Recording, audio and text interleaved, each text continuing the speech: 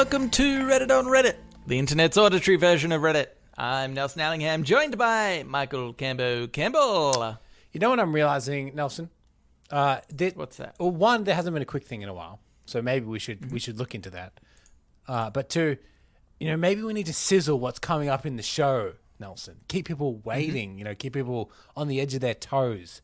So you do the show notes. Is there anything that we can offer the listeners that is going to be worth sticking around in the show to hear? Shower thoughts? Shower thoughts coming up. Stay around for shower thoughts. Yeah, that's Think good. Think about that. Yeah. Yeah, that'll really entice the listeners, I think. Because you don't know what the shower thoughts are gonna be, but there are going to be shower thoughts. I like to. I'm gonna hedge my bets because I want them to stick all the way around to the end of the episode. Let me tell you, Nelson. There's an AMA coming up. You won't believe. Oh, okay. Yeah. But will I not believe it? It's like you said, I won't believe it's it. It's unbelievable, Nelson. Wow. If you believe it, I'm looking forward to that. If you believe it, I won't believe that. That's how I believe it. I believe it. No, God, no. Oh my God. I'd like to address not having a quick thing. It's not that I've forgotten about it or that I don't intend to do them in future. It's just that, nothing's happened. We're still in lockdown. Yeah. And, I really haven't done anything. And there is... here's a quick thing. I'll give you a quick thing, Cambo. This happened to me on the weekend. Ordered some Uber Eats because couldn't be bothered cooking. Ordered kind of late, and we do have a curfew at the moment. I think it's like 9 p.m. or something like that. Ordered kind of late. It was going to take an hour for the order. God damn it, but whatever. It's fine, I suppose.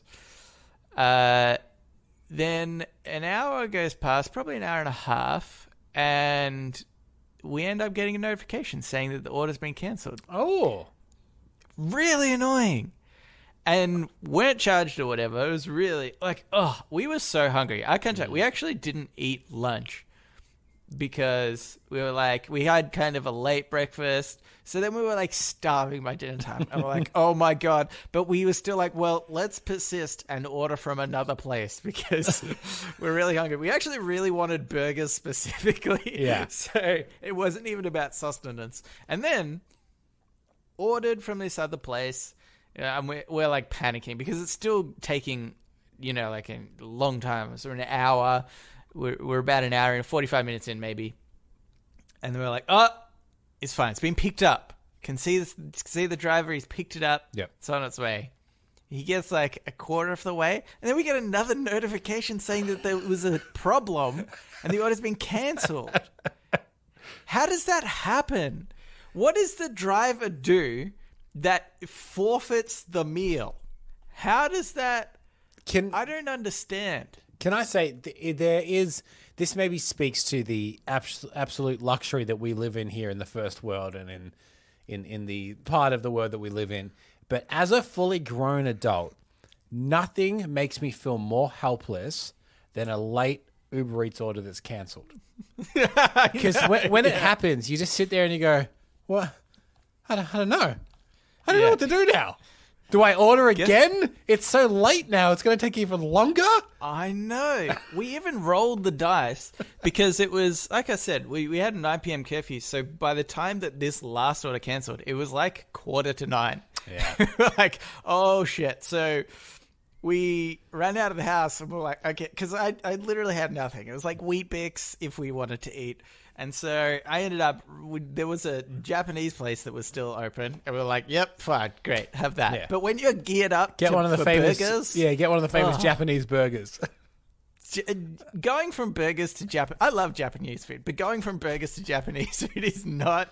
Yeah. It's not. When you've prepared your taste buds for one thing and then they get another, even if the other thing's good, your taste buds are still always going to be let down. Yeah, yeah. Okay, I remember. I thought you were getting burgers. That's what I was getting ready for. Nelson, you idiot. It's how I imagine. Would you rather a bad version of burgers? For instance... almost. I think I almost would. where we live quite near a McDonald's. And the McDelivery is pretty a safe bet. But that's obviously like a tier down from. I'm assuming you wanted really good burgers, but would you have settled maybe for like a worse version of them to guarantee the safety of their arrival? I think I would have. I was so geared for the burgers. God damn it. Anyway, so that's Burger Chat. It's Burger Chat. Or Burgatory. Burgatory. That's the name. That's the name of a restaurant. Actually, I found when I was searching the app for burger places. One is called Burgatory, and I thought that sounds amazing. Anyway, they didn't. I really hope that Burgatory, their burgers are just okay. So when you eat them, they're like, "How is it?" Yeah, it's not bad. It's not great. Yeah. It's somewhere in the middle. So spot on. Yeah. Anywho, let's get into it, Cambo. This first one is by Skits A. And it was in the subreddit Tinder. It was titled, "You Gotta Get Their Attention Somehow." So I've decided to... turns out it's much harder on computer. Just give me a moment. This is a text conversation from two people. A guy, presumably, messaging a girl, presumably Chloe. Mm-hmm. And I'm just going to read you what he wrote. And let me know what you think about this as a tactic for Tinder. Psst. Hey, Chloe, you up? She says, yeah. Good. I think it's about time you knew the truth. The truth is that you were right. This is a simulation. We told you that before you linked into it, we told you that we'd wipe your memory and that you'd feel helpless, in the sense that what you are right now, you don't know the power that you wield, but you know this because you chose this. Right now, you're convinced that you are this limited identity on this mortal realm, but the truth is that you're so much more, which you requested, by the way. You asked us to alert you around 2 decades into the simulation to check in on you, which in the real world isn't nearly as long. This will all make much more sense to you once you give us the key. I know this is a lot to take in, Chloe, but I need the key to help you realize. And she writes, what the fuck? Do you remember the key, Chloe? It could be something that you use almost every day but don't realize, like your phone number or your Snapchat username or Instagram handle. And it cuts off there, which is really unfortunate because I'd like to see where that goes. Although I imagine he just got unmatched and that was it. So here's the thing. As of recording this, the trailer for the new Matrix movie came out just the week prior. Oh, yeah. And if this is the plot, I don't know whether I'm disappointed or excited. Yeah.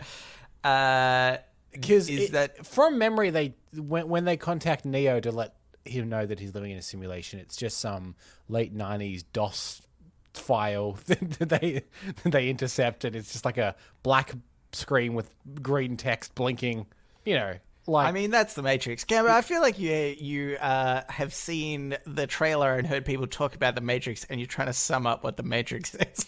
Well, what I'm trying to say is, I would believe the late 90s more that there would be more kind of like a DOS programming thing. But in 2021, if you're going to reboot the Matrix, doesn't need to be more sophisticated than that, and is doing it via Tinder the way to go. Oh, okay. That's the connection to the real world. Yes. Is what you think. Yeah.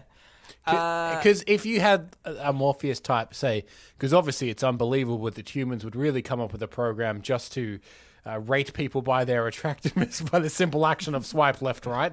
It's very machine-like. It's not human at all. Like, oh, interesting. It is very objectifying, isn't it? Yeah. I mean, maybe that's the key that, the link that we're trying to send everybody is like, hey, do you see how bad this is? See how objectively bad this is? And we're meant to sort of be self-aware that we are in a simulation because of things like Tinder existing. Yeah. I do think this is a pretty good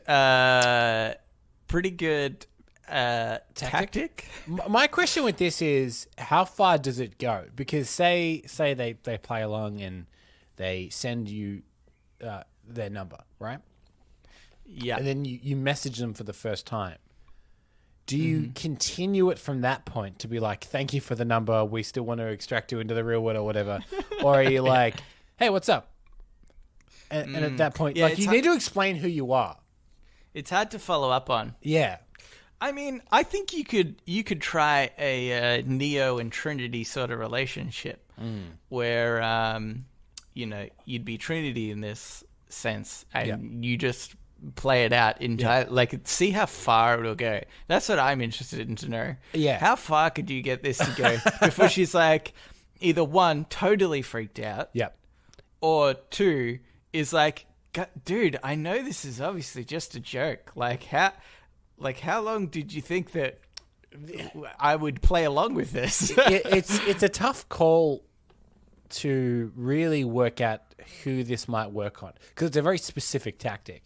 And I feel like you would need to make sure that the person that you're trying this on, all of their pictures on Tinder, they're wearing like floor-length black trench coats. And they've got old hacking computers in the background, a lot of their imagery. And so you're like, okay, this is the kind of person that would think maybe they are in the Matrix. Yeah. Yeah, that's true. I mean, I just think it's funny to kind of mess with people in such a way that they feel like their reality might be totally fake. That's just good fun. It's good fun. Give it a go. Give it a go whenever you can. Maybe we should do this to a single Redditor, Oh, okay. Because I feel like that would be such a great way to contact somebody and try to convince them of something. First, you need to find somebody that's a little bit insane. So we'll go to like the conspiracy theorists, subreddits and things like that. And then as a multi-pronged attack, I think you and I and all the listeners create accounts, and no matter what username you choose, within it has to have the word Matrix. Yep. And we send messages to this person, and they can be like really obscure, but close enough that, like some things maybe don't make sense. Yeah. Like, it's midnight in a whale. Also, you're in a simulation. Just something that makes them really question whether they're in a reality or not. Can I and yes this? I want to suggest an add-on. Is to no. Oh, the less popular theatre sport. And no. So the other thing I think we should do is create a new profile, and in that profile, because what do you do when someone comments something to you on Reddit? Generally, if you're interested in the comment, maybe you click on their profile and look at their history, right? What the kind of things they're posting. So create a new profile that is very specifically, very sus name to do with like, deaf not an agent or something like that. And you comment on a bunch of maybe like far right conspiracy things, being like, how do you contain someone that's out of control? Or how do you guys apprehend people that are suspicious or whatever? And then you get that person to send a message being like, I hear you've been contacted by people that say it's a simulation. It's not a simulation, don't worry. And then when they click on your profile, they're like, this guy appears to be hunting people down. What's going on here? Yeah. Even just stuff like, hey, if you were a robotic AI and humans were uprising against you, in what way would you quell them? Just as a FYI, we've tried a simulation and it's shaky at best. Is I think also If your current real world simulation that you have humanity enslaved in is failing, what would you suggest to make a second one? And then how would you seamlessly transfer people from one to the other? Yeah. Is it that, And then, okay, continue. And you say, is it that you contact people individually and tell them that they are in a simulation, and in order to wake up, they need to go through this process, but actually it's putting them through another simulation? Get them to read that, and then act as the Neo type character or Trinity that's trying to take this person out, and they'll be like, wait. I'm in a simulation, but I think you're trying to put me in another simulation. Yeah. And then just for one more, just to really put the cherry on top, I would post and explain like I'm 5 or like some kind of science subreddit, and say, if you were an artificially intelligent robot squid and you were prone to EMP attacks, how might you circumvent those in the future? Just ask it. Yeah. And then straight after that, oh no, Kev, my TV started. Oh shit. It's all chaos over there, Nelson. Nelson has literally had to get up out of his seat and leave. Should we edit that out? Or? No, we're raw, Nelson. That's what puts us apart. Okay, cool, not like sets us apart in a good way. You know how like there's the worst of the worst? In a way they're set apart. Yeah, okay, cool. That's good to know. Anyway, can't remember what I was talking about. So should we move on to Ask Reddit? Okay. Ask Reddit. This Ask Reddit is by Source now Penguin. my TV's on. Hang on a second. No, I'm joking. Oh, no. What's a job that you just associate with jerks? I mean, those agents in the Matrix, I guess, are all jerks, aren't they? They're all jerks, am I right? Agents in general, travel agents, real estate agents, Agent Smiths, all in the same category. There are certain ones that, if you were to believe, like TV and film, are always scumbags. One is car salesmen, and the other one is like corporate lawyers. Yeah, that's true. Which I think I do probably, in some degree, associate those things. Lawyers, I don't have any reason other than TV, basically. Yeah. But I guess it's not that, because it's even real-world examples where it's like, well, you know that there are some lawyers that defend bad people. Yeah. And there's plenty of reasons why that's a good thing. Everybody deserves the right to, defense and yada. Like, I agree with that. But then also there's people that are just inherently, like that. Their morals are questionable. Their morals are wrong, and you've got people defending it, and you're like, you as a lawyer, how can you possibly defend this person? Yeah. Like OJ's lawyer is a really good example, where Lawyers. it was lawyers, yeah, but he had like one main one, right? We had Johnny Cochran. Johnny Cochran was probably the more showy one. And then one of the Kardashians' dad, I think, was part of the legal team, and I think he had about 3. But yeah, Johnny Cochran was the if the glove don't fit, you must acquit guy.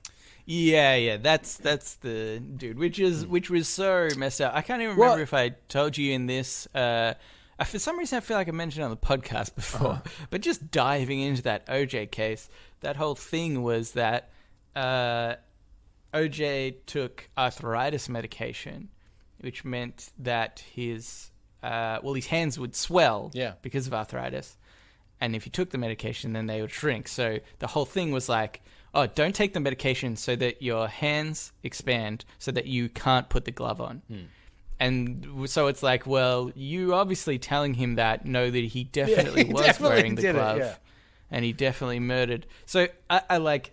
Anyway, that's a very specific example, I think. Also, and there's plenty of very good lawyers out there. That's a tough one as well, because Johnny Cochran was... I mean, it's a bit of a divisive guy. I say was. I think he's still alive. But like especially in the African American community, he was quite a big deal because he often fought like civil rights cases and things like that. And race did end up coming into that trial quite a bit because they were able to prove one of the arresting police officers had like this really questionable history with like white supremacy. And so it's interesting because Johnny Cochran, I think, definitely exploited the law for a bad reason, but if you were to look at the profile of him, he seems like quite a good guy. Yeah, it's a really interesting one. I think that the car salesman, how do you think they became vilified so much? Because they are always seen as the worst people, like more than other salesmen that all do the same thing. Yeah, that's very true. Yeah, I mean, I think there was probably a history of like, I feel like it was more used car salesmen. So sell you a lemon kind of thing, and but talk it up really well. I mean, I am kind of, I'm probably most impressed by used car salesmen. I remember buying one. I was at this sort of lot with my dad actually, and we're looking at this car, and it's like, yeah, it seemed fine, but nothing special. And I think it was my very first car that I was looking for. And so, we get back to the shop after a test drive, and he's like, "Oh, do you like it?" And I was like, "Oh, yeah, it was, it was fine." And he goes, "Okay, great." And he's like, "Oh, yeah, you come in, let's have a sit down." And he said, "All right, so look, I was talking to this lady the other day. She put something into my perspective that makes so much sense. You said, you only need two things to buy a car. You need to like it. You said you like it. And then the next thing is how much you're going to pay for it. So let's start talking about how much you want to pay for it." And it's like, without even me like putting an extra thought into it, he's got you sort of convinced me that I'm buying this car, but it's just about how much. Yeah. So it's just like I'm impressed with the language that, I mean, a lot of salesmen use in general, but obviously I don't know. The car salesmen have that stigma against them. Yeah, I'd love to see a bad version of the classic salesman thing is always sell me this pen, right? Mm-hmm. Right. This thing popularized in Wolf of Wall Street, and sell me this pen. Okay, do me a favor and write your name down. I kind of need a pen. You create demand kind of thing, right? Yeah. To use car salesman to say, oh, I'm glad you like the car and whatever. Look, can you give me a lift home tonight? Oh, I can't. Yeah. I don't have a car. Oh, you don't have a car? Wow, we can fix that right now. Yeah, that's true. It is kind of awkward that you need to sell. You can only use that once a day at the end of the day. Yeah. But if it works, it works. It does seem like a weird sketch idea from I Think You Should Leave or something like that, doesn't it? The car salesman that needs a lift home. I think another job that I associate with jerks is ticket inspectors. Yep. My mother's married to one. What do you think of that? I think he's a jerk. Yeah. Well, that's fair enough. Yeah, I mean, but I'm so conflicted about it in general because I'm like, okay, there's some elements about this where I'm like, you do sort of need to enforce this. If you didn't have ticket inspectors, I feel like parking could be more horrible everywhere. So, in city suburbs at least. So, all right, they need to perhaps exist. And then it's like, and the people obviously need to make a living. People get jobs for all different reasons. Whatever, if this one came up and they're available to do it, you need to make a living, you get this job. But I think what maybe gets me is like, I've had a ticket before when I'm in a car park and there are like hundreds of spaces. Yeah, and okay. I get the ticket, and I'm like, those people that book the single car in a huge car lot with so many empty spaces, those are the jerks. Yeah. So the what I really like in this area is, have you ever spotted one that definitely isn't real, like a sign? So especially in certain parts of inner Melbourne, there'll be signs being like, "This is private property. If you park outside here, we will tow your car away." Yeah. Everyone's like, "No, you won't." You can't just call up a tow person and get them to tow my car away. They've clearly put it there as like a deterrent to stop people from parking there. I love those in underground car parks, like private underground car parks, because I just happen to know how impossible it is to get a tow truck into those car parks anyway. So it's like you can't even get the car out, even if you wanted to. When we lived together, we lived in an apartment building that had visitors parking, and we only ever had one car spot for the whole time that we lived together, and 2 cars. And there was always signs everywhere being like, if you're a resident and we catch you in the visitors parking, you're gonna pay for it. And we're like, no, we won't. You definitely can't do anything about this. And do you remember there was a car there that had so many notices on it to be like, you better move your car, buddy, or else. And they just didn't. It just stayed there. I think they were using it as long-term parking. Yeah, that's right. But I love this idea that, like, what would they do? It's this weird underground car park. It's technically, like, also attached to, like, a shopping center. They just didn't really have any power other than the power to put up signs to indicate they might have power. Yeah. They had to be like, move your car out by this date. Yeah. But then they would just scratch out the date and write another date in future. Became more efficient than printing all the bits of paper. So, my mum didn't marry a ticket inspector in the parking sense. She married a ticket inspector on the train sense. But if I was one to fare evade, and I haven't fare evaded in a very long time, I think it's so easy to fare evade because as soon as a group of 40-year-old guys all get on together trying to act casual, you're like, well, I better get off. Yeah. Because it's always the same, isn't it? It's always this bunch of like middle-aged people all in a little gang together, just being like, just gonna, I might just hop on here, I think, just chill out. And they wait about 5 minutes into the state from it taking off from the station to start doing the old, well. Yeah. They also say things like loudly, audibly, so everybody can hear, have you seen the new TikTok? Just to try and blend in. But us civilians haven't let them know that is not working. So, that's true. But see, them I'm way more okay with because I believe you should pay for public transport. Yeah, it's a good thing. Public transport is a wonderful thing. Yeah. Anywho, okay, sorry. Here's another one. Okay, but we should move on. Yeah. How about podcasters in general? What do we think if they're jerks? The absolute worst. Just because they're arrogant enough to think that people, apropos of absolutely nothing, want to hear their opinions.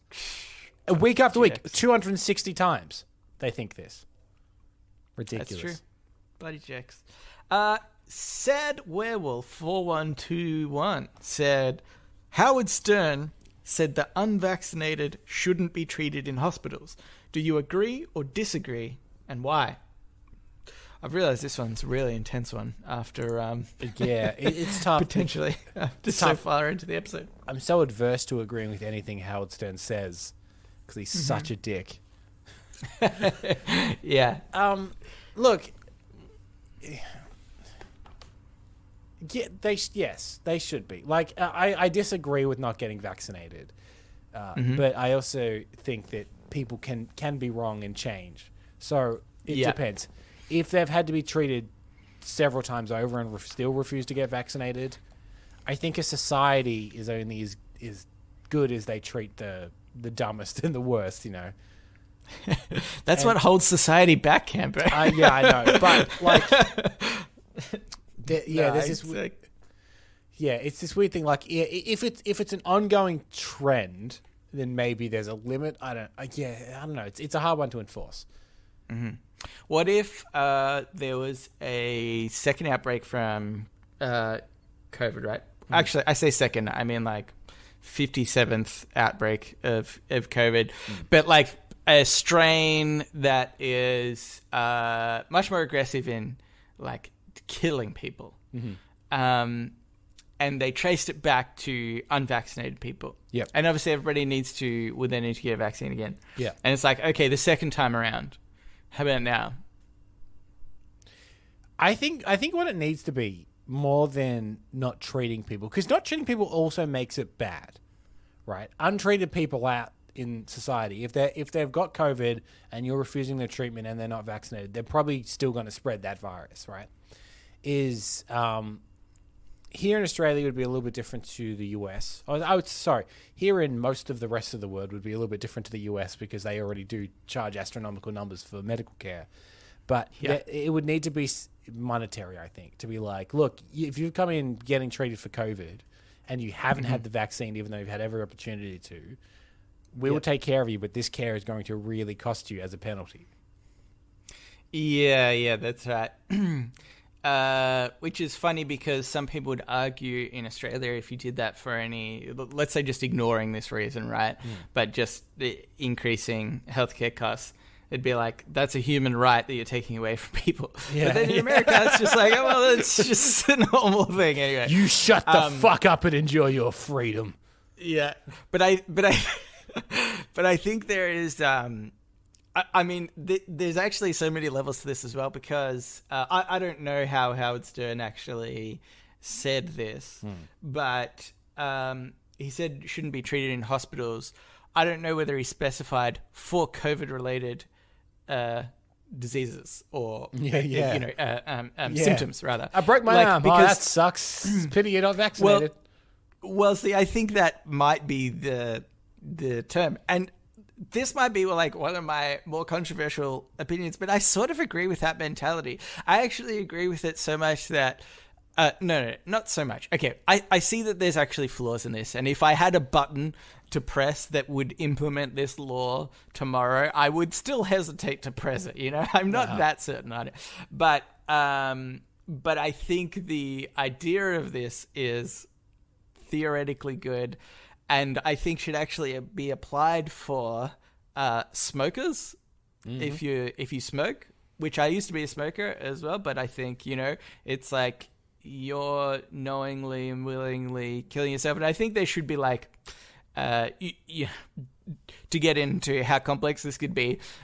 Obviously, you can't probably quit overnight if you are a smoker, but I think it should be like, if you're on your way to quitting, then you can get healthcare like everybody else. Yeah. Because otherwise it's like, well, you're doing something that we know totally destroys your body, and so you shouldn't then be able to come into hospital and on sort of taxpayers' money, we're going to cure you of this thing that you've imparted on yourself. So it's where do you draw the line on stuff like that, right? Because you're right, smoking detrimental to your health, but so is like drinking or eating excessive bad food. Yeah. I was gonna say these were my other ones. Morbidly obese, I think.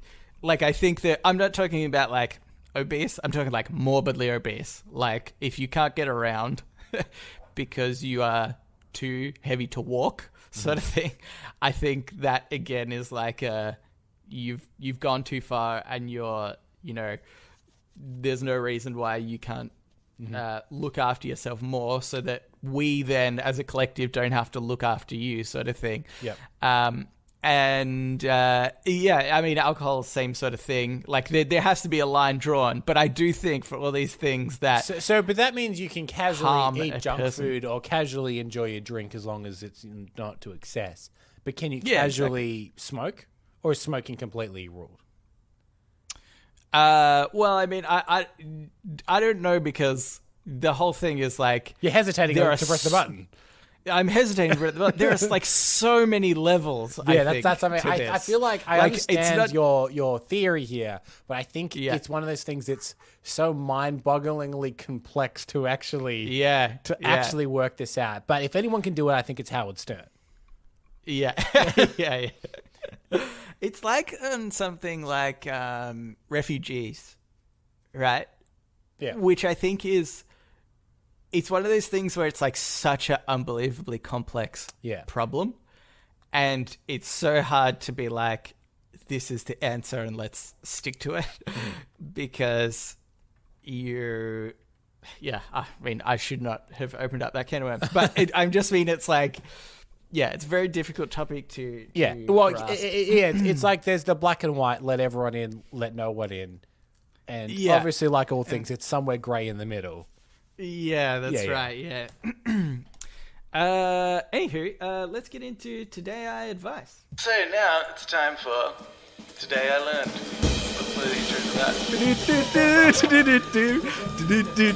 Today I Learned. And also sometimes advice. This advice is by Trinity Cindy. it was titled "Vetting Potential Roommate." I need advice about vetting a potential roommate. I've never had to do this before. What are questions to ask others? Questions to ask other than income, background, and lifestyle. How do you get a good feel for the good ones or bad ones? What are telltale signs that they're going to cause a problem? Really struggled to read then. It's good. Well, what would you say are like on a list of bad roommate circumstances? What would you put up there? Because then that's the thing you need to be testing for.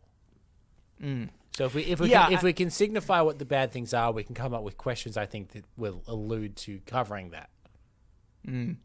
Well, I think inherently the main ones usually are like whether they're just clean or not. You know, are they grubby? So like this is a very specific one, but I always feel like not picking up stuff or not whatever, like, right? So like, do you do a bit of a in Willy Wonka where he tests their character? Yeah, Slugworth test. That's what it's called. Slugworth test is when they're over, perhaps you go in beforehand and you put some of your towels on the ground below the towel rack, right? So it looks like it's fallen off the towel rack.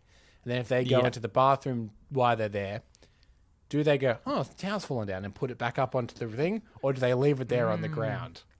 Yeah, okay, that's true. In fact, don't clean for a week. Yeah. Because that's the person that you really want. You want the person that you're interviewing, but just cleans your house during the interview. And you're like, well, come on board. Imagine if, just to even check out how okay they are with living in filth, because you don't clean for a week, right? House is looking absolutely terrible. And this person comes in and you say, oh, yeah, what do you think of the place? And they're like, yeah, it's perfect. Yeah. Yeah. Just like my old place. You're like, interesting. Interesting.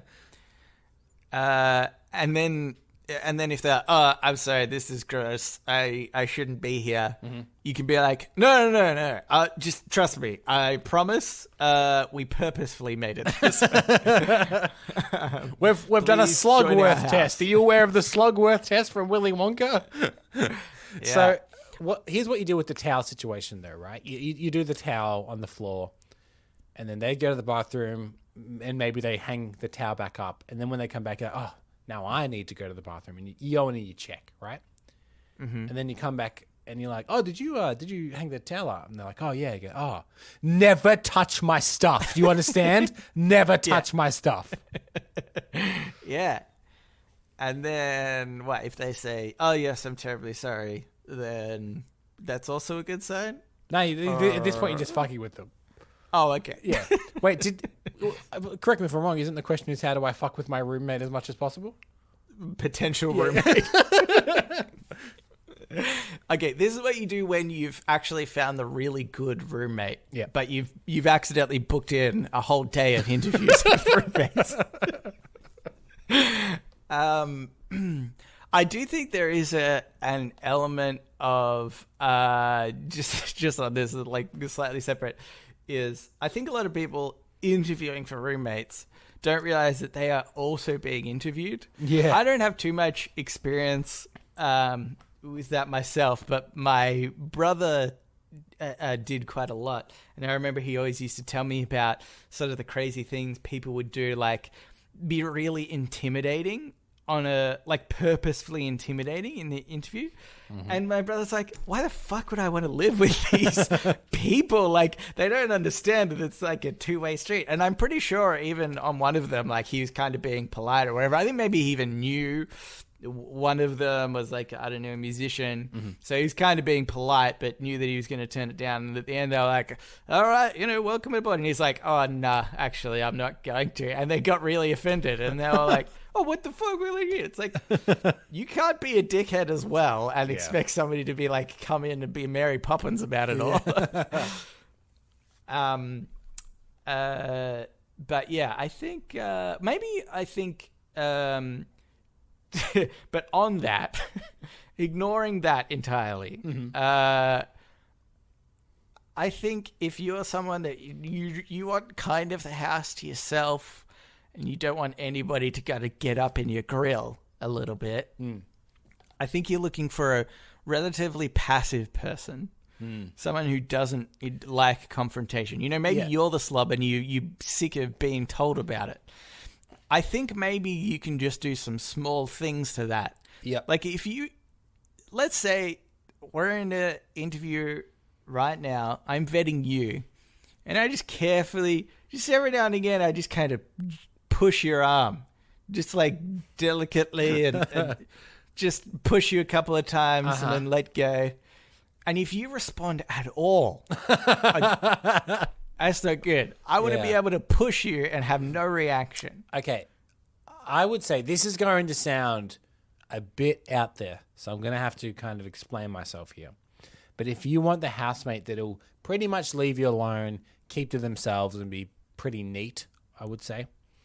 Mm-hmm. This is going to sound controversial, but I'd say get a serial killer. Oh. Because here's the thing. You don't shit where you eat.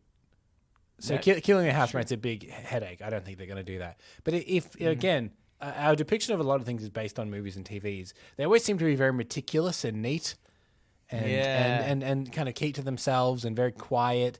They'll just be like, just stay out of my room. That's all. Don't go looking through my stuff. Be like, that's fine. You do the same to me. And I reckon you'd have the house to yourselves most Saturday nights.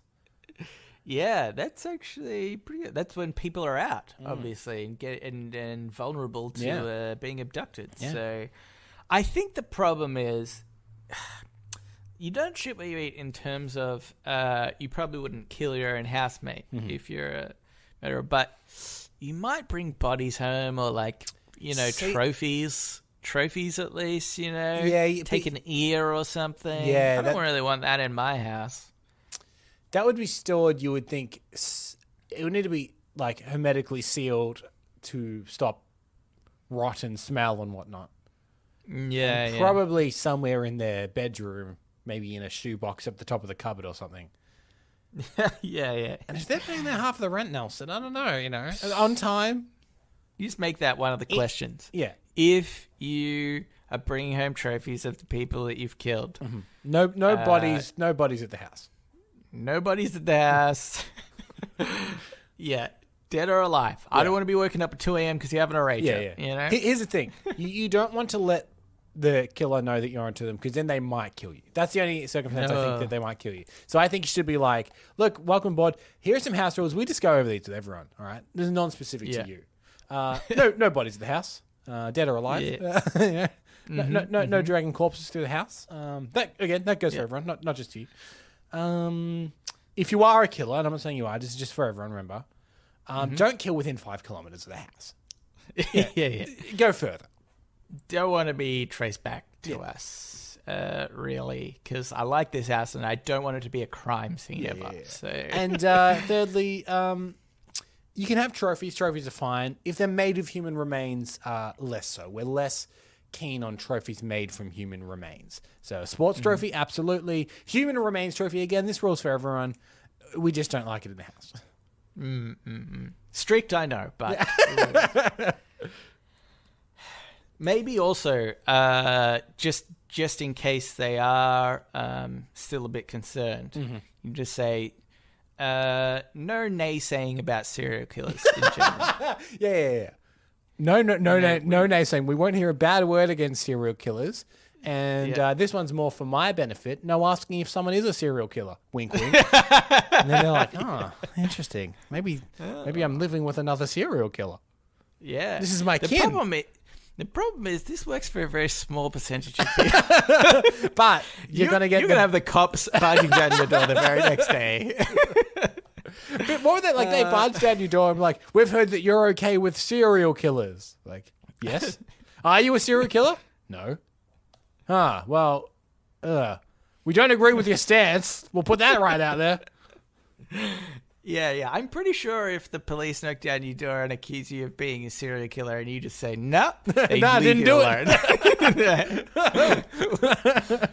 Wasn't me. Don't know what you're talking about. That's how Ivan Milat got away for so many years. The infamous Outback serial killer. Because he used to bust down his door, say, are you a serial killer? He said no. And then one day he goes, yes. Oh, wait, no, I mean, no. Gotcha. Yeah. They ask him it's actually a salesman tactic. You ask them a series of questions where the answer is always yes. And then you ask them that, do you want to buy the product? Are you a serial killer? Yes. Yeah. That's how they Works got every time. Works every time. Actually, this is like side story, but I was watching this documentary thing about a guy who had killed his family, which was horrible. But one thing I thought was really interesting was that they pointed out was when they were interrogating him, they asked, they had like a photo of his kids, and they were like, tell me about your kids, you know, and they're like trying to sympathize with him, you know, at this point, even though they strongly suspect him. I think at that point, but they were like, you know, tell me about your kids. And so he starts talking about them, but he starts talking about them in the past tense. And they said, this is odd, because if you're someone who just thinks your children are missing or whatever, you still talk, I mean, not definitively, obviously, but you would still generally talk about them if as you are hopeful for their return. They are like this. Yeah. This is their personality. Whether like, rather than, they used to be so shy or whatever, you know, I just think that's really interesting. Yeah. That, and so then, if you're a serial killer, don't get tripped up by that one. And then when they least expect it, they pull out the, are you a serial killer? Yeah. Because you got your guard down then. Like, oh yeah. Oh wait, no, shit. Classic. Gets them every time. All right, Cambo, let's get into shower thoughts. Shower thoughts, shower thoughts, shower thoughts, shower thoughts. This shower thought is by J Mood. You can't, if you pinch your nose shut. All right, now let's have a moment of silence while everybody listening tries this. Oh, you kind of did it. You made the... Such an odd noise. Because I'm hearing it like filtered through a Zoom call as well. So it just sounds like a whale noise. Yeah. I'm confident that at least 90% of people just did that. I hope everybody did that. Yeah. I've never thought about this before in my life. I would never suspect if somebody said to me, you know, some words you can't say if you got your nose shut.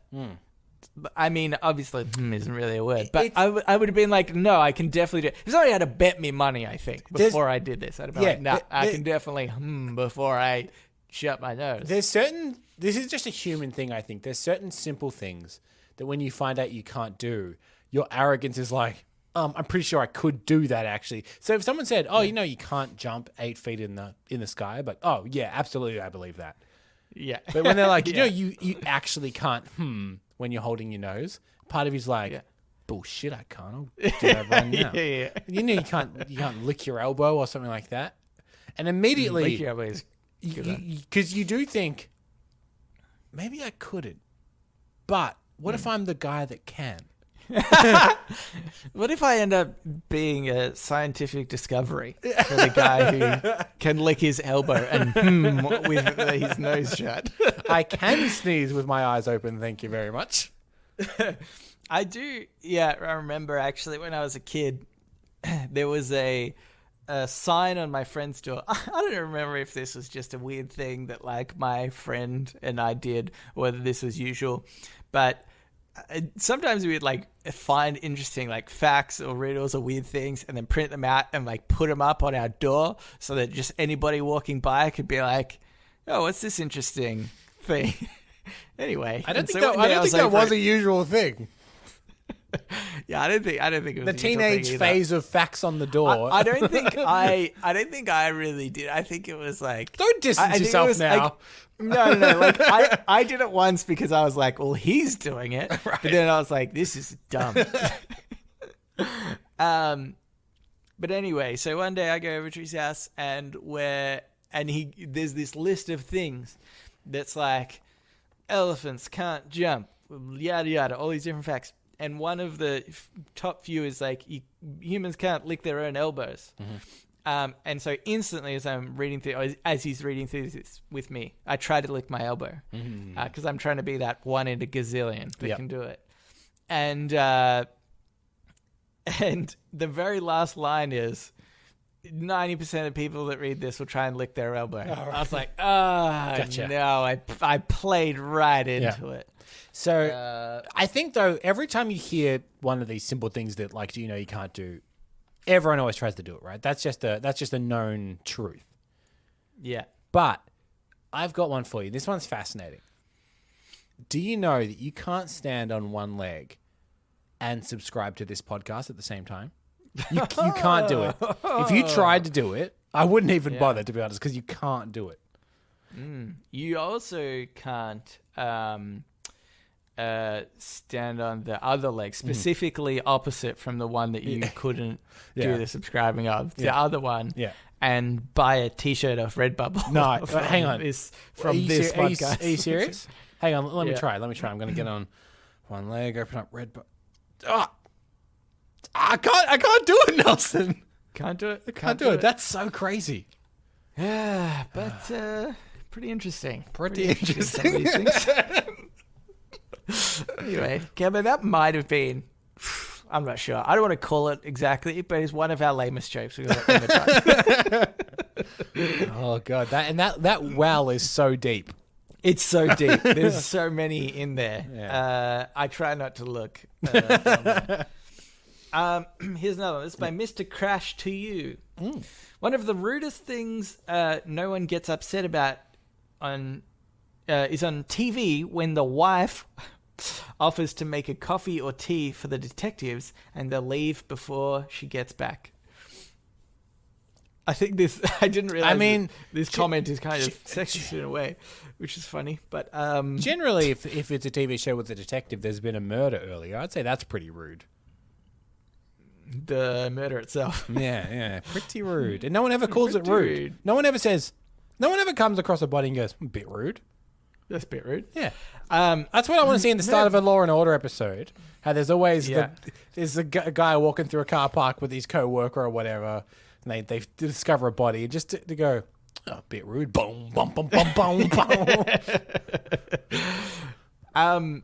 No, this one speaks to me because I think about it all the time. When there's one of those scenes, like, I want a tea, coffee, and then they finish the conversation like within a minute or something, and you're like, this was a waste. I feel like a phone call would have been fine. Yeah. And then they walk out, and you're like, didn't even have the drinks. I would watch the shit out of a show that has that same scene. They're like, oh, well, we've got everything we need. Yeah. Guess we'll just sit here and drink our tea. Yeah, drink our tea. Well, what else have you guys been doing? Yeah. Yeah, exactly. Is this, I like this cozy. Yeah, you've got. Find a picture on the wall. Is this your oldest son? Oh, he looks lovely. Where is he? Off at college? Yeah. Yeah. And then they're like, don't you have other things to do? And go, yeah, but after the coffee. Yeah. But then, Cambo, what you find out is it was a Chekhov's gun thing. And the son from college was actually the murderer. Oh, my God. Oh, my God. Because sometimes... That's screenwriting 101. This is a life lesson. Sometimes it pays to drink the tea. Interesting. That's good. Yeah. That's good. Sometimes it pays to drink the tea. Put that on a shirt. Oh. People... And sell it on Redbubble. Yeah. So here's another... I have a list of, like, pet peeves. Yeah. In TV shows and movies. And this would fall into a similar category.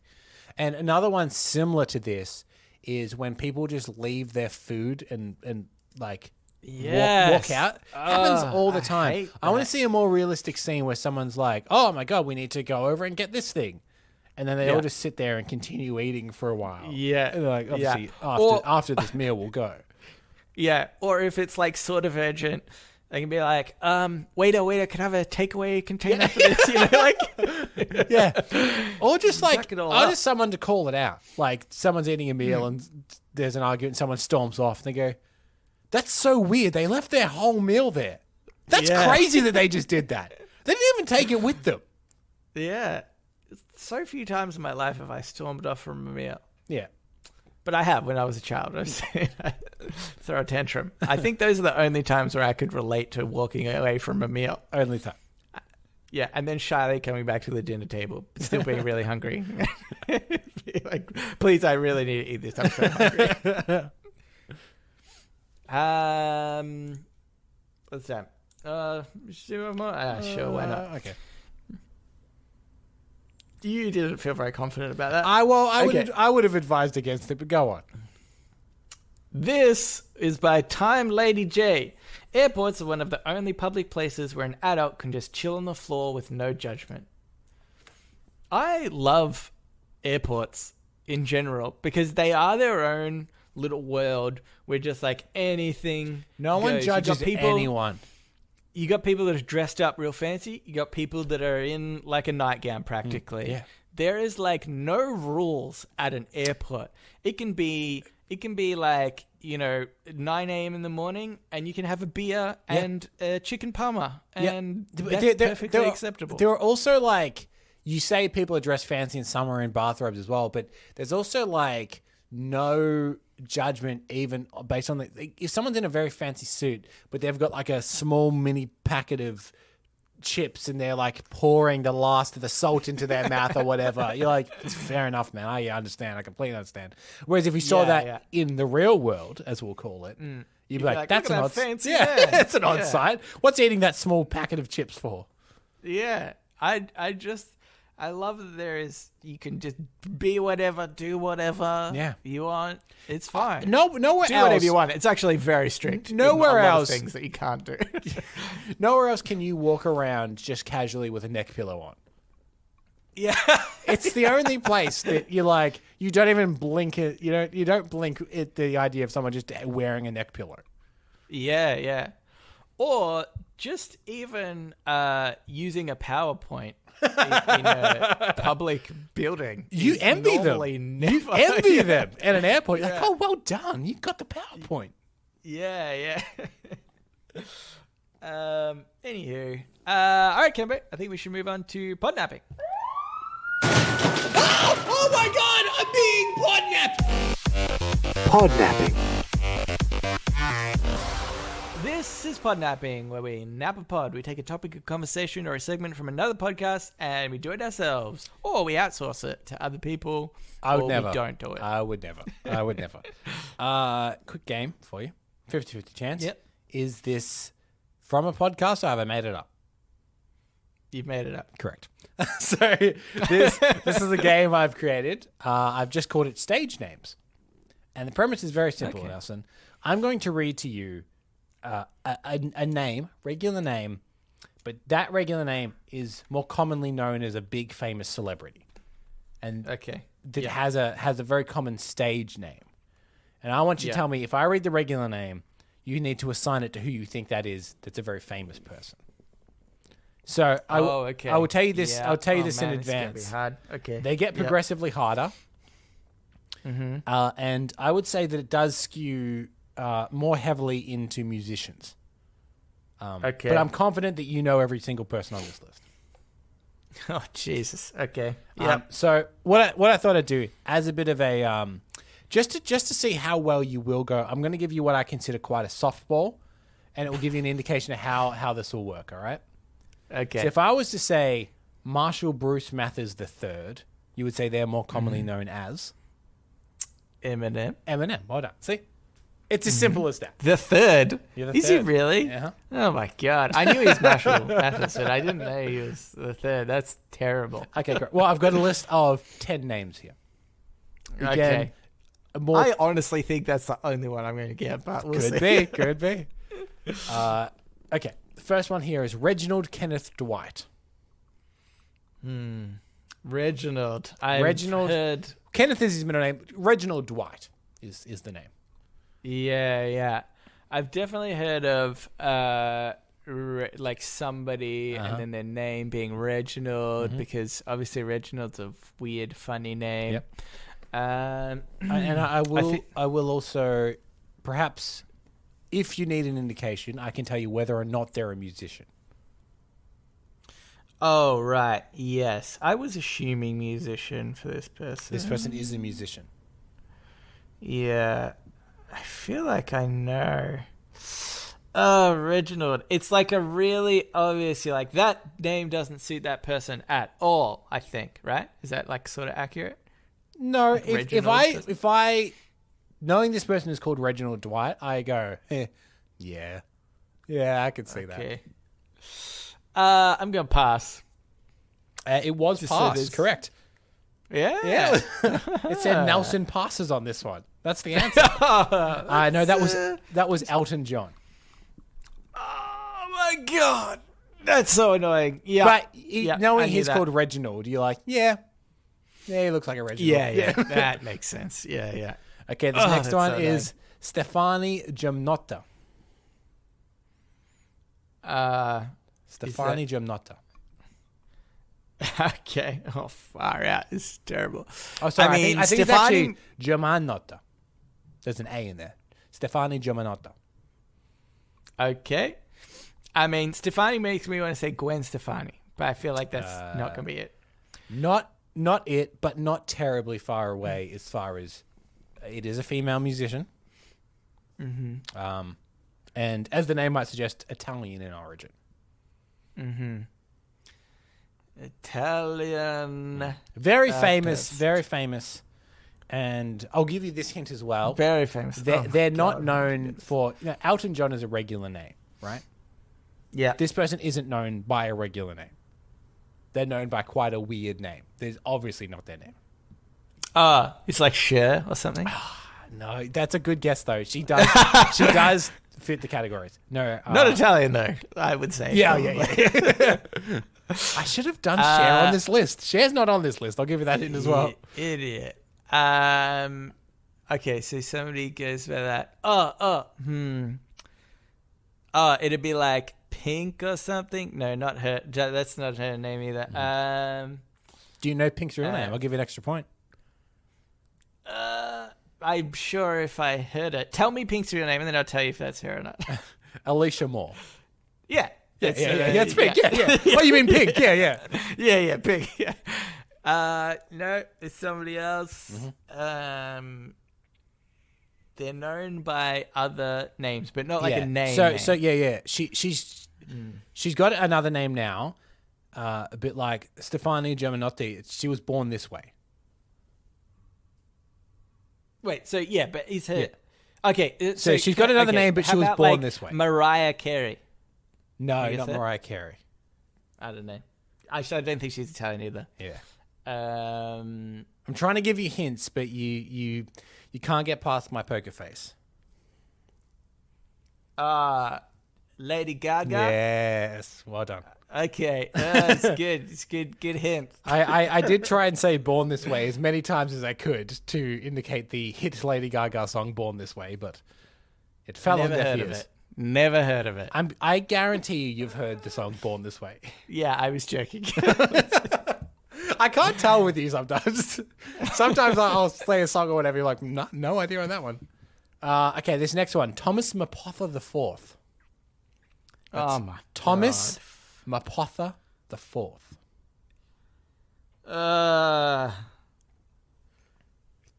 Thomas Mapotha. Tommy Little. No, I don't know. far more famous than Australian comedian Tommy Little. It's Peter Hallier. No, there's a joke no one will get.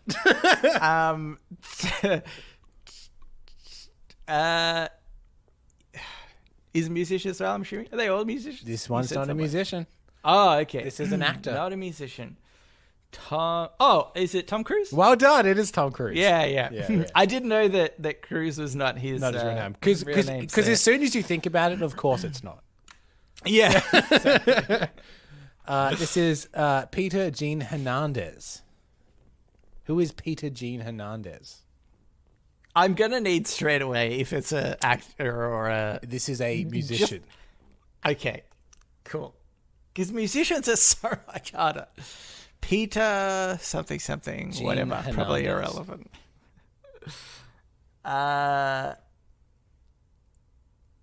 Peter. I would say I'll give you this hint. Musician, and he is a he's like on the younger side. He's probably a little bit older than us, but he's not like like a Mick Jagger or something like that.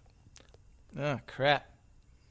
A musician that I know for a fact you enjoy some of his music. Right. Okay.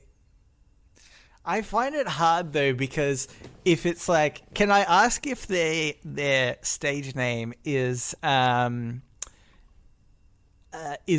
at all with their real name? No, it's not. Yeah, see, that makes it so much harder, I think, because It's a real Lady Gaga situation. yeah, because it's like I've got nothing to trigger my brain because it could be like Ice Cube for all I know. Because it's like there's no correlation, so maybe. But then, okay, so if somebody I listen to... Do you know Ice Cube's real name? I'll give you a an extra point. Or you tell me and I'll tell you if it's Okay. Ice Cube's name. Wait a minute. I see how this is working. O'Shea Jackson, by the way, is his name. Yeah, that's... Yeah. Great. I think I'm probably just going to have to pass on this one as well. It is, honestly. no, it's pass. Yeah, you've done it again. Again. Peter Jean Hernandez is better known as Bruno Mars. I don't think I would have ever guessed that. Bruno Mars seems so weird anyway that I would take that as a real name. Yeah. Maybe not Mars, but Bruno is like Bruno, pretty, yeah. you know. Okay, here's one of the most unassuming names ever. And this is not a musician. And they've changed their name into one of the more interesting, like when you learn that their real name is Mark Sinclair, that's the name. When you learn what they've changed their name to in Hollywood, you're like, I think it tells you a lot about the person. Okay, all right. So maybe somebody that's gone a bit more extravagant or something like that. Or I would say macho. Oh, right. Is it like Mark Sinclair, did you say? Mark Sinclair is their name. It's not like Mark Wahlberg or something. Not Mark Wahlberg. Like... Not Mark Wahlberg. You're in, I think, the right vein of like macho leading man, though. Can I say the words Mark nor Sinclair appear in this person's name? Okay. Cool. Brad It's a real Pitt. Lady Gaga situation. Okay. It's not Bradley Pitt. It is a very muscle-bound, muscular action hero type, though I would say perhaps he doesn't get the same respect as a Brad Pitt.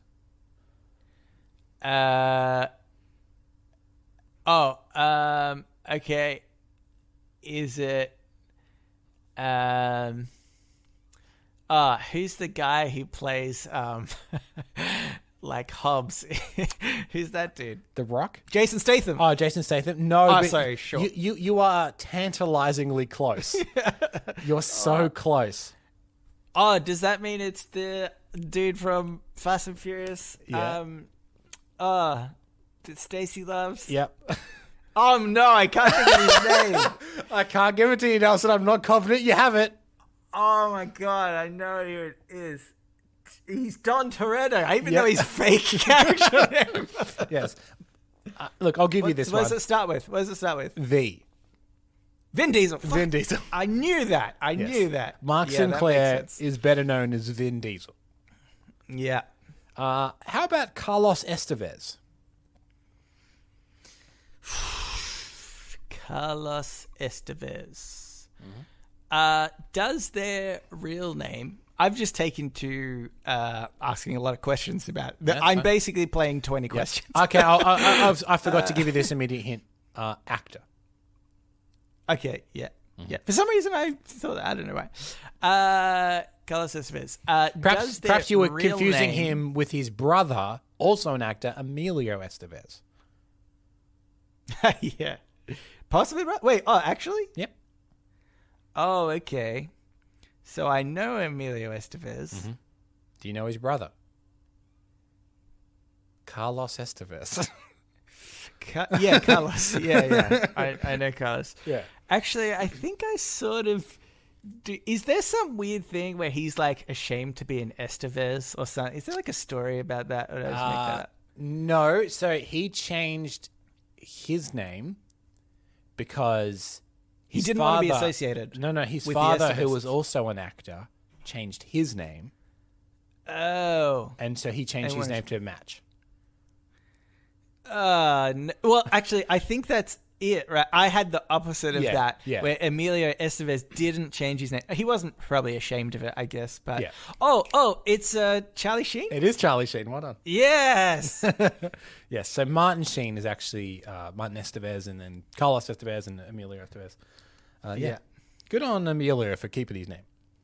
Yeah, you do not want to be associated with the Sheens, I think. What about David Jones? Who's David Jones better known as?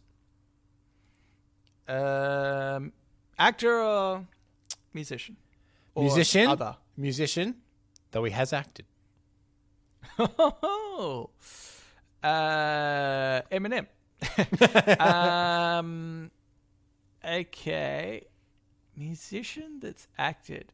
Oh my God! Is it going to be? Oh no! He's saying far musicians that acted, more not famous. acted from- Far more Yeah, famous yeah. for musician. Yeah. But I actually feel like I'm more likely to get the obscure, like what's a weird musician that's done acting, and I feel like that's the way my brain's going to get it. Okay. Like they've had someone shitty role in something.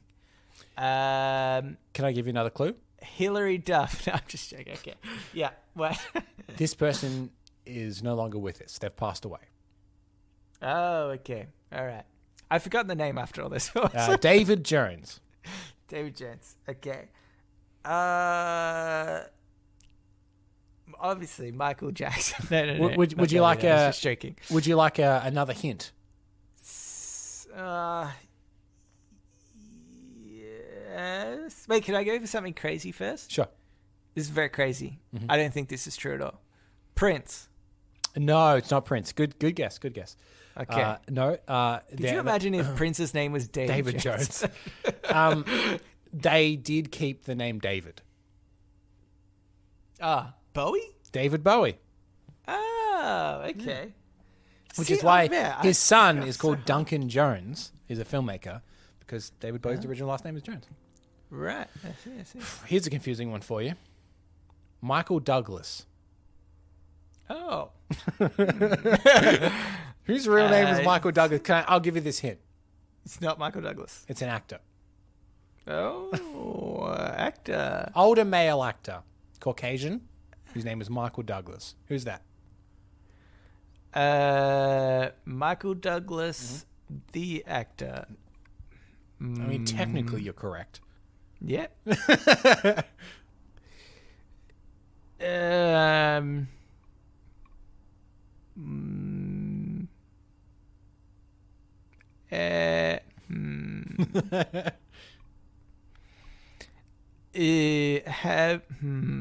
Brad Pitt?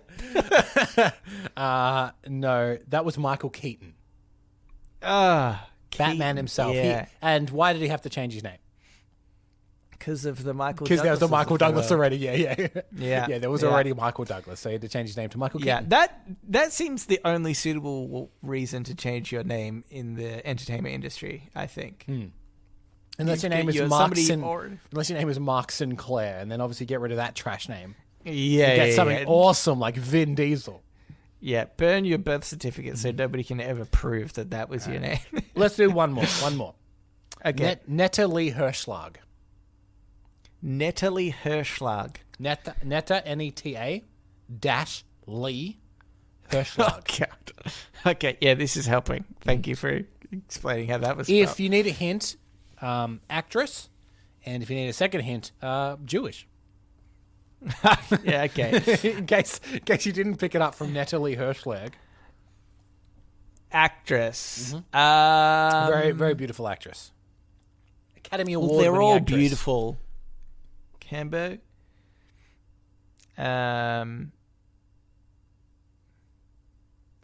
Julia Roberts.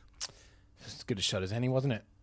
I'm pretty happy with that as a guess.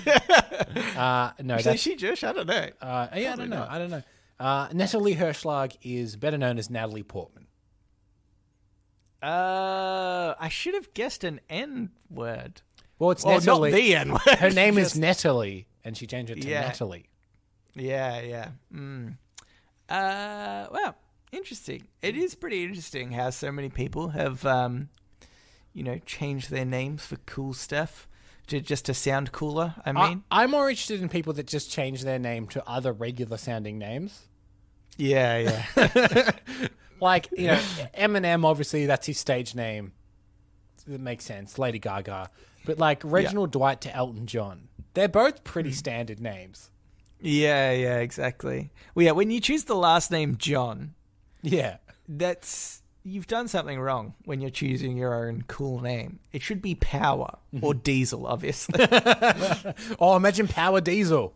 That's a cool name. Now, Nelson, do you know what time it is?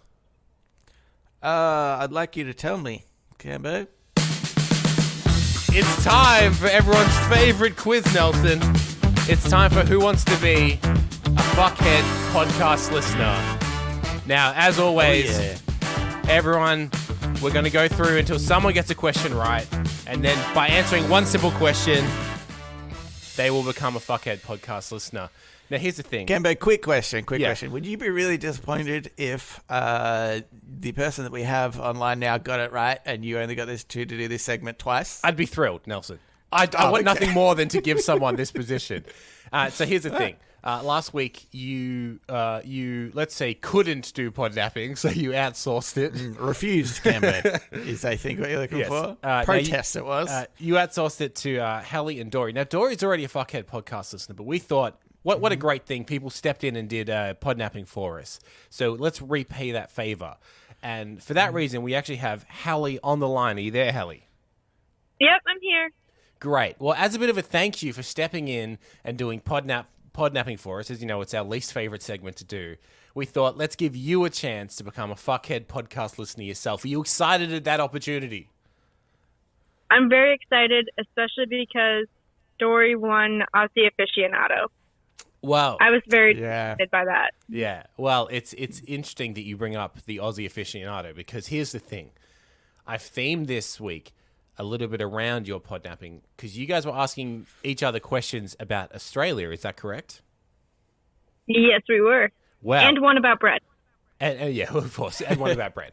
That bread one is so interesting, by the way.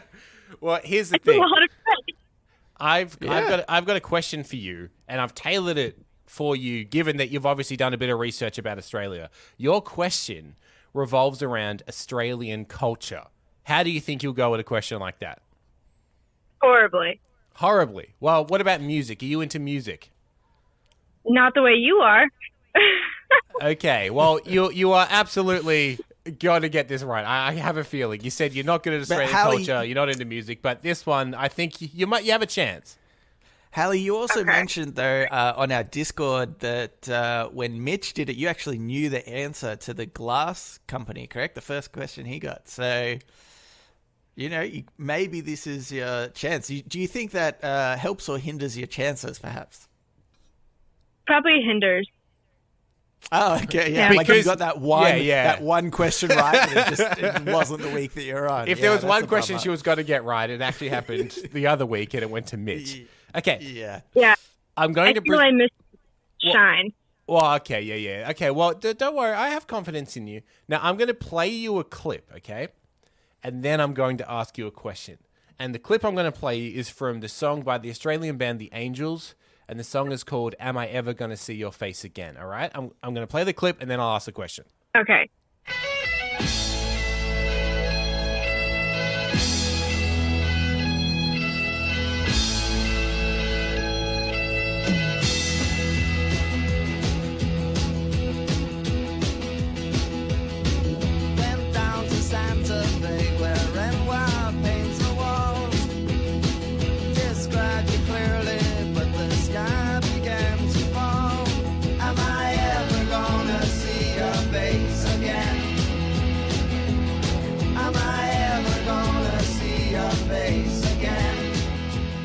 Okay, now, you were struggling to hear that a little bit. It's okay. We'll this will still work for you. The song is Am I Ever Gonna See Your Face Again by The Angels. Okay. And my question is around Australian culture and music, in which this is a very infamous song in Australia because it has a very famous call and response. So, in the song, they say, Am I ever gonna see your face again? And in Australia, there's something the whole crowd will scream back at the band once that line is read. The question for you, I'm going to play the clip. I'm going to play a shortened clip. They're going to say, am I ever going to see your face again? And then I want to know whether you can tell me what people would say next. Are you ready? Now, I have a quick question. Yes.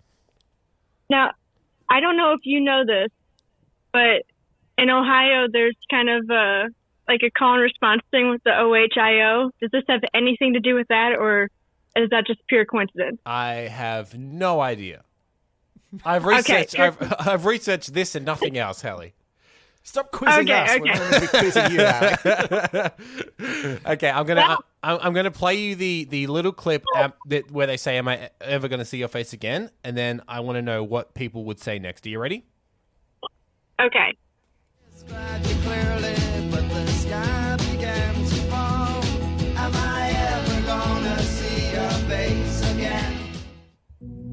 Now, am I ever going to see your face again? The crowd would shout, what back at the band? Now, what I'm working on is the language that I know you guys use and just how profane Australia as a whole is. So am I ever going to see your face again? I'm going to go, I'm going to go with fuck off. I think that's an Australian response. I think that's, nowhere yes, too simple. Hallie. Oh my God, Kevin, I don't know. Can I say, you are very, very close. I'm going to give you a chance. So goddamn amazing. I'm going to give you a chance, Hallie. Would you like to elaborate on that? I mean, how do you elaborate on that? How long is it supposed to be? How long is it supposed to be? Okay, here's what's going to happen here. Oh, man. You are partly correct, Hallie. You're so close. And as a guest, that is just That's amazing. pretty good. Can I tell you something? And the listeners, Canberra asked me this, and I actually didn't know this call and response. Yeah. And much to Canberra's horror. So you've actually done better than You've I done better did than Nelson. as an Okay. Australian. Here's what I think we need to do. You are partly correct, Hallie, and because of that, I think that we're gonna get you on again for a very simple question. Yeah. Okay. Yeah. Because the correct answer is, am I ever going to see your face again? The crowd would shout, "No way! Get fucked! Fuck off!" In that particular order. And just to prove it, I've actually pulled a live clip of them performing this song, so you can hear the crowd in unison shout this back at the band. Oh my God.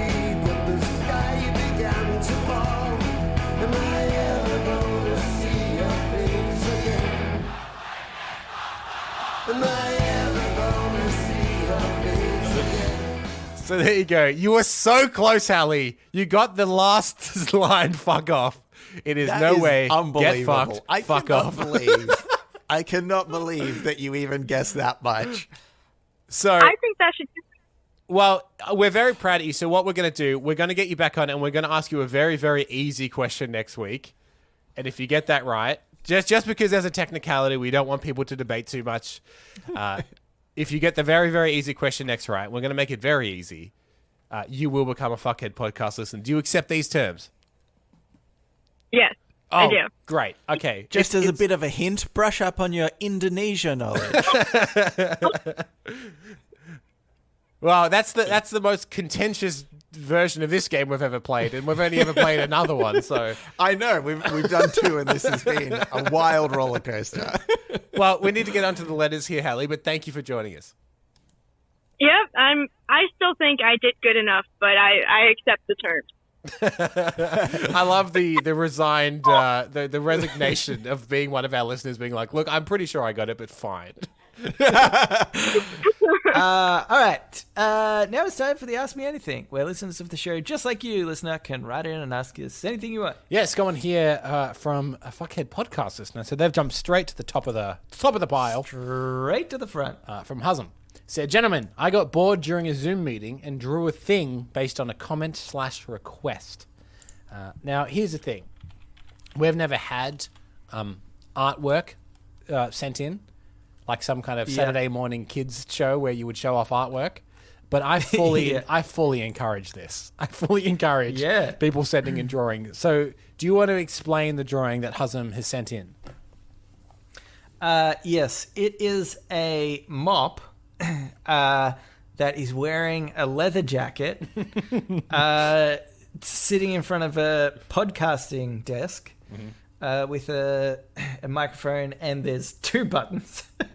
One button says upload, and the other one says podcast start and stop. Yeah, I think. So, which is unbelievably accurate to our setup. There's a couple of things here, some good and some incorrect. One, not a bad representation of your leather jacket. It's actually really good, isn't it? I'm pretty sure pretty accurate. There's like two pockets on the breast, and I'm pretty sure the way that they sit is like exactly the same on my jacket. And the collar, the collar type, seen before. The collar type is pretty accurate as well. Yeah, it's pretty good. Well done. I think it's because Hazem probably thought, I'm just going to draw the coolest leather jacket I possibly can. And what's a cool podcasting leather jacket? This one. So the mop with the leather jacket, clearly you, right, from the other episode. My only criticism is that I am actually the one that presses start stop on the machine.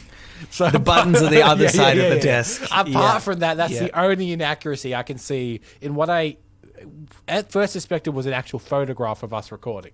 And until I spotted that the buttons were on the wrong side of the table, that's the only thing that gave away that this was in fact a drawing. Yeah.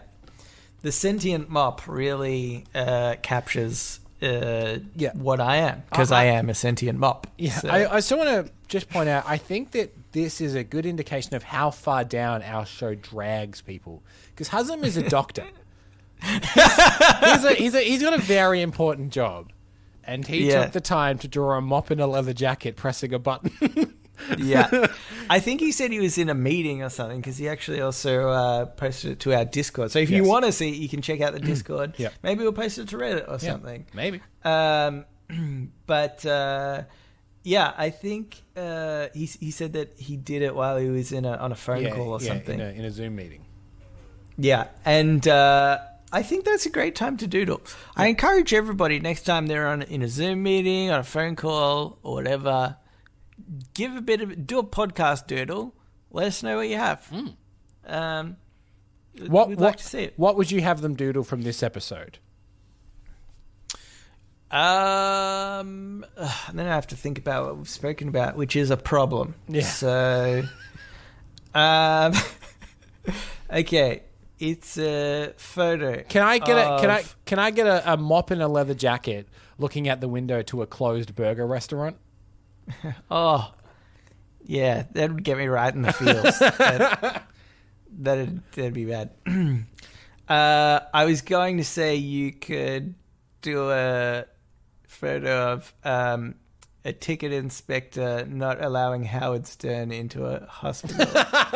That one's a bit more complicated. But you know what? I don't have to draw them, so I true. can make them as complicated as I want. Also, Howard Stern is plucking his nose and trying to all right. This next one is by GM Ebony. Hello, Cambo and Nelson. Long-time watcher, first-time caller. I was wondering, what was it that convinced you guys to start this show? Was it a long process? What sort of reservations did you have prior to releasing episode 1? Thank ya! Your Airsoft Star Wars Canada, Alberta Pathfinder 2nd Edition correspondent, GM Ebony. Great. Well, I don't know if we've ever talked publicly about this. I think we've maybe made up a lie, but what actually inspired us to start the podcast was we lost a fiddle battle with the devil down in New Orleans. And our penance was to do this for 1,000 episodes. Or go The crazy thing was, I remember specifically saying to you, Cambo, I don't think we should challenge the devil to a fiddle off. And you said, no, I've got this. I said, I fiddle with myself all the time and gave you a wink. And you said, I understand the joke, but this is a different thing. Yeah, but this is serious. Yeah. Yeah, and you did fiddle with yourself while the devil was playing the fiddle. Yeah. You scored 0 points. Yeah. So he said you can either go to hell for eternity or record a podcast for 1,000 episodes. We did try to get into hell, but then he also told us that they were pretty booked. Yeah. He said we'd have to do the podcast in hell as well. And we were like, well, yeah. I guess we'll just do the podcast. What sort of reservations do we have prior to releasing episode 1? Is obviously that our souls would be eternally trapped. That was a problem. But people also maybe don't know this, but episode 1000, we're not necessarily free. We just get to re-fiddle against the devil for our freedom. Yeah. Again, I said to Cambo, like, we're booking it in now, but do you think our rematch should be another fiddle off? It is a funny joke, but I think you've done it once before. And I think it's lost its legs. But you said, no, definitely. It'll be after 1,000 episodes time. It'll be funny again. I said, I'll start practicing now because then by the time we get to 1,000, I'll be really good at the fiddle. I must admit, I've been a bit slack. We released songs on this show against each other. Not a single fiddle in either of them. None. Because you're still terrible at the fiddle. Yeah. I'm not good at the fiddle. If the devil will accept a early 2000s pop punk style song, we might be in with a chance. But he's pretty into his fiddles. That should be our 1,000th episode. Is the battle song to the devil. Yeah. It's very much the premise of a tribute or the song that they're singing about. Yeah. Or the devil went down to Georgia. Or the devil went down to Georgia. So I think we have answered the questions. Yeah. We've answered both of them completely seriously. We didn't ask you if it was we didn't answer if it was a long process. The fiddle battle itself is quite short. Yeah, but there was a lot of paperwork beforehand. Yeah. We had to say who we are. That's the part that's never covered in these songs about fiddling against the devil. Is an excessive amount of paperwork. Yeah. It's really annoying. It's a lot of identification checking. Yeah. Because they want to make sure they've got the right, like Nelson Allingham, which is fine for me. There's only one of me in the world. Mm-hmm. Michael Campbell. There were so many Michael Campbells. So many. You had like photo ID after photo ID, and then you filled in the wrong form. 100 points of photo identification I had to present.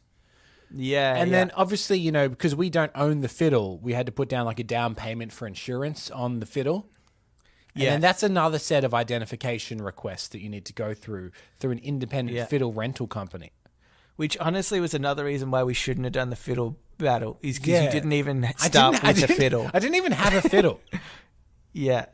And then here's the thing, because if we won against the devil, we would have got his fiddle made of gold.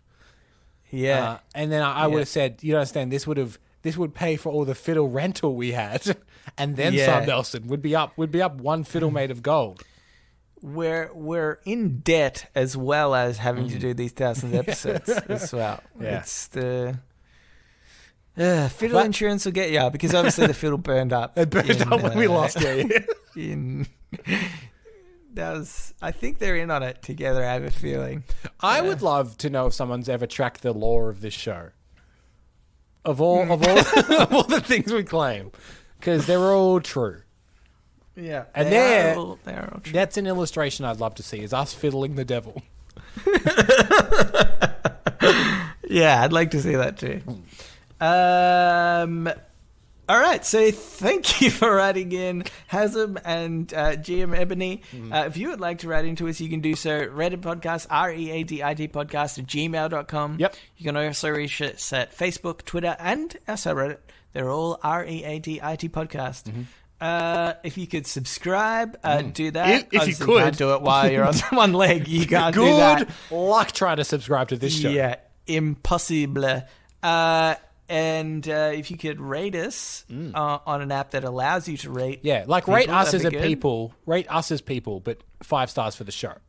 5 stars for the show. If you can't rate us as people or the app, or honestly, you were going to rate us and the show, but you could be thought like 1 star would be too mean. Yeah. Then just tell a friend about it. Like I'm saying, you could say like 5 stars for the show, obviously, but you could also say it appears to be hosted by what they indicate is a mop in a leather jacket and some kind of overkeen fiddle amateur. yeah. 0 stars for them, obviously. 0 stars for those people in general. Yeah. But that's it. So thanks for listening, and we will read you later.